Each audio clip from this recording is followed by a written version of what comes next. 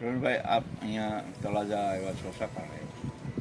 અમારા સમાજ વિશે જે ગત 14 તારીખે અભદ્ર ટિપ્પણી થઈ એના બારામાં સમાજનો ઘણો દોષ હોય અને એના અનુસંધાને અમે દરેક તાલુકા મથકે જિલ્લા મથકે અમારા સમાજ દ્વારા પોલીસ સ્ટેશને અને દાખલ જગ્યાએ આવેદનપત્ર અને ફરિયાદો આપવાના અને આ ઘટના બહુ દુઃખદ છે. જે માતાજીના નામ ઉપર બોલ્યા હોય, ભાઈનું દીકરીનું નામે બોલ્યા હોય, એ કોઈ સમાજ સહન કરતો નથી અને અમે પણ નથી કરવાના. અમે એની સામે બધી પર કાયદાકીય કાર્યવાહી કરવા માટે સંપૂર્ણ તૈયાર રહી.